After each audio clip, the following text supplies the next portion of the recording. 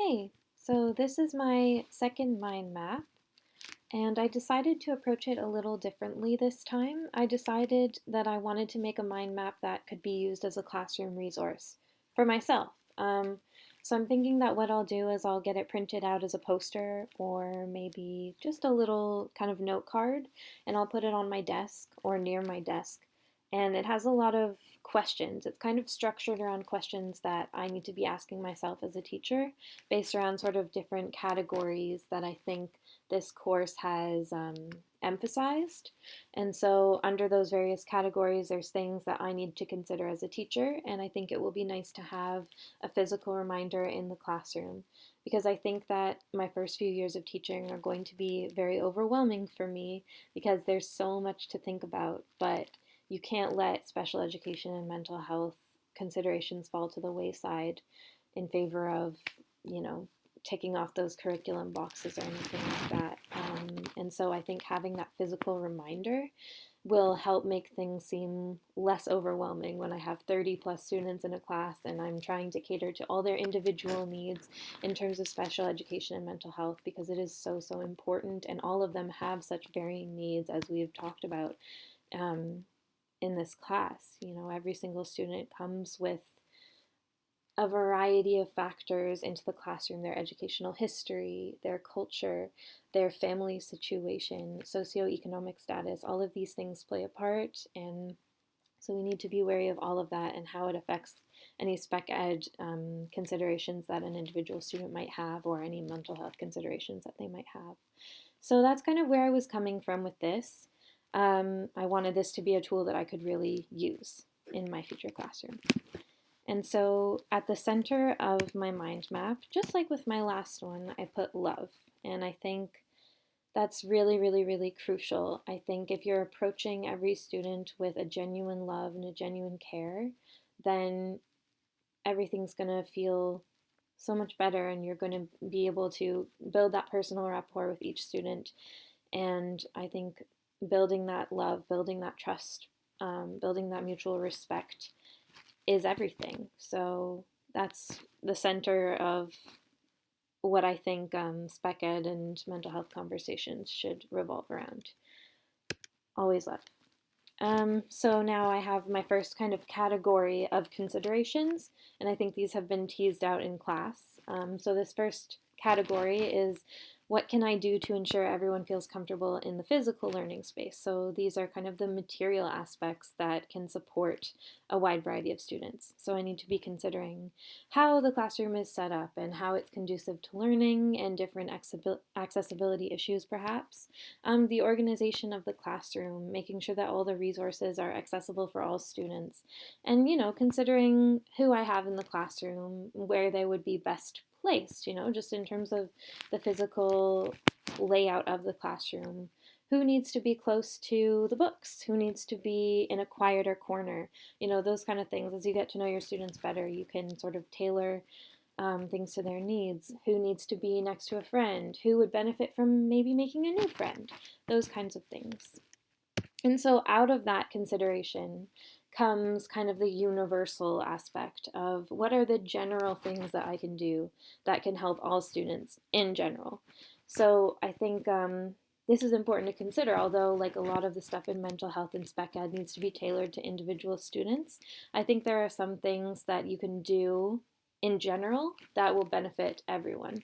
And so, one of those is making sure that I make information accessible in a variety of forms. So, am I going to use Google Read and Write in my classroom? Am I going to have students be able to have kind of an audio dictation of what they're seeing on the screen? Am I going to have videos? Am I going to have described video available for things that I post, say, on Google Classroom?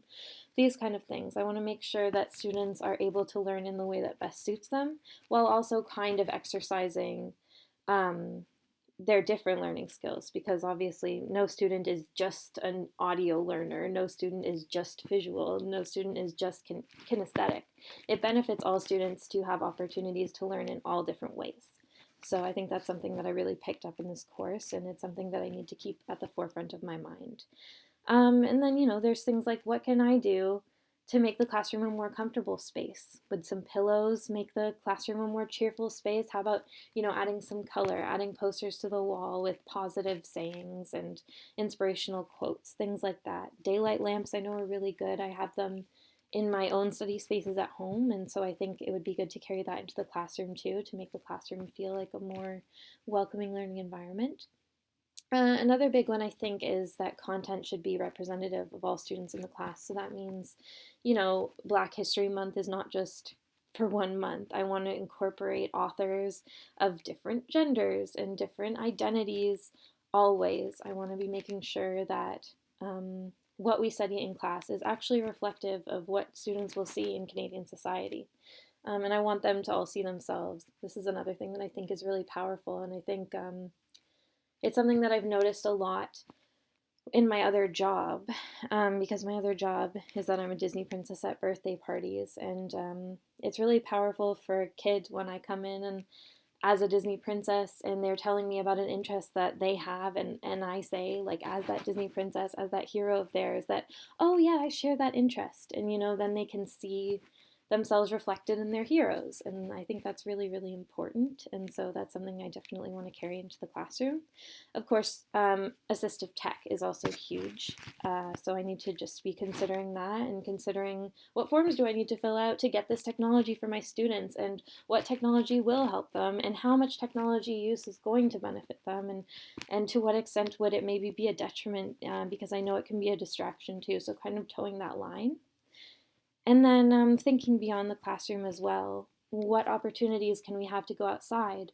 During Sophia's seminar, she talked about how she leads outdoor workshops all year round with students of all different ages. And I think that's wonderful. Like, when I first thought about going outside with students in snow pants in the middle of the winter, I just thought, oh my gosh, that sounds really difficult and hard to manage. But actually, like, Sophia does it all the time, and the kids love it, and they can learn about maple syrup tapping and all those sorts of things. So, how can I take advantage of where we physically are in Canada and really, immerse students in a variety of different learning experiences? Being in Toronto too, there are so many opportunities to take students to all kinds of amazing museums and art galleries, and I really would love to do that. And then at the bottom here, I listed some of the kind of educational approaches that particularly appeal to me that we've been reading about in class.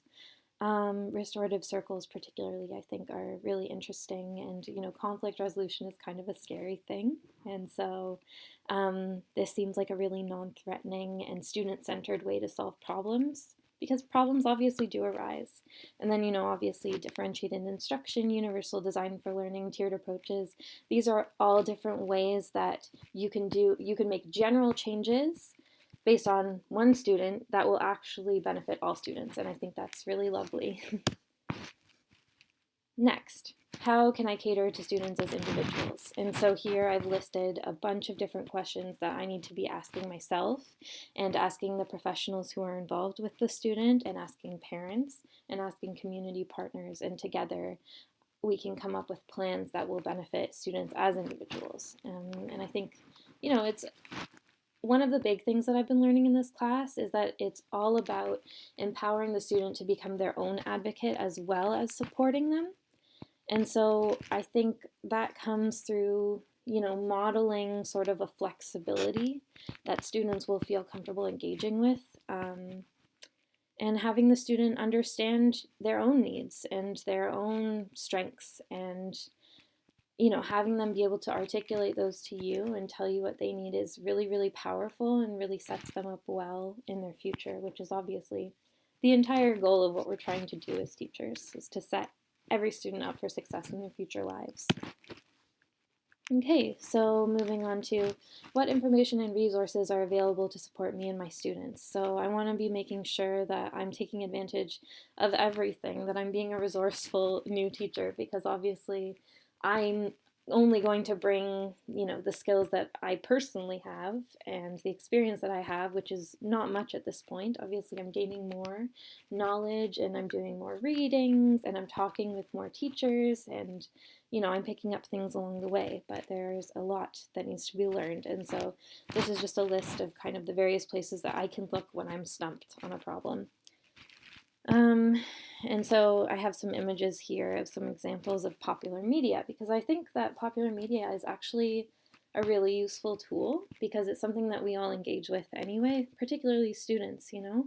And so here I have Julia, who's a character from Sesame Street with autism. And I remember having a conversation with one of my students in Sunday school about Julia, and he was also autistic. And he was, I mean, it was that whole thing again of representation really mattering and really being significant to him. You know, he was able to point to Julia and say, like, this is what I experienced to a certain extent, and seeing that and being able to connect with that for students who are autistic and for students who are not autistic, it just helps everyone to bridge that gap of understanding and to be more tolerant of each other. And then I put Charlie Brown as well because when I led my seminar, we actually used Charlie Brown to understand executive functioning. And some of my peers made the really useful point that students could use characters to kind of articulate what they're feeling or challenges that they're having. So they would be able to kind of identify those executive functioning skills without using sophisticated language that's maybe complicated for them. So kind of making those conversations accessible in student-friendly language and student-friendly terms is really cool. And then at the bottom, I just have Inside Out as like a mood scale. And obviously, I think it's very important to be having these conversations about mood and about what is healthy in terms of mental well-being and just keeping those channels open. So this is one kind of student-friendly approach to that that appealed to me. And then what can I do on a personal level to be the best teacher I can be? I think one of the big things that keeps coming up is that in order to help other people, you have to kind of know yourself and know your own strengths and weaknesses. So I know kind of what some of my shortcomings are, which makes it easier to then compensate for them. If you're not aware of where your blind spots are, then they're going to continue to be blind spots. So I think that's really important. And I think I can keep developing kind of my self awareness by doing a lot of reflection, maybe keeping a log, trying to keep track of my teaching and my progress and what I'm learning, and adding things to this mind map constantly. I think would maybe be a good idea. Just always striving to be better, um, and then it just all comes back to love again at the end. This is a Mr. Rogers quote that I've always really loved. Knowing that we can be loved exactly as we are gives us all the best opportunity for growing into the healthiest of people. And so I think this is really powerful, particularly when we're looking at it through the spec ed mental illness kind of lens. Um, Students need to approach their identities as, like an asset based kind of thing, not a deficit based thing. And I think that's something that's really been stressed in this course. And I think it's something that maybe we tend not to do in these conversations, or maybe, I mean, nowadays I think it is, but I think maybe in the past, and maybe students, are their own harshest critics and they see these things as weaknesses, or, they see what makes them different as a negative thing. I think that's a natural human tendency. And so I think kind of reframing that and teaching genuine self love and modeling that as well is just really powerful. So that's why love is always in the middle. And then if we go back to my last, this was my first mind map that I did, we can see some of the similarities and some of the differences. So we've still got kind of our popular media here, which I think, is really powerful. I have kind of lists of different things. One of the things that I did differently in this one is that I did kind of a Venn diagram idea. Spec ed and mental health are separate. And I think integrating them in my new mind map is more helpful, and kind of framing it around questions instead is a more teacher-friendly way to do things. But I still really love this idea at the top here. Each student is unique and has unique needs. Teachers have a special opportunity to help. I think that's still so, so true, and I think that's what the Mr. Rogers quote really emphasizes. So it's something that I'll always keep close to my heart. And yeah, so that's kind of a sum up of my journey in this course. I think it's been a very useful one, and I'm just really thankful to you, our prof, and to all of my peers for, really helping me to build my understanding of these issues. So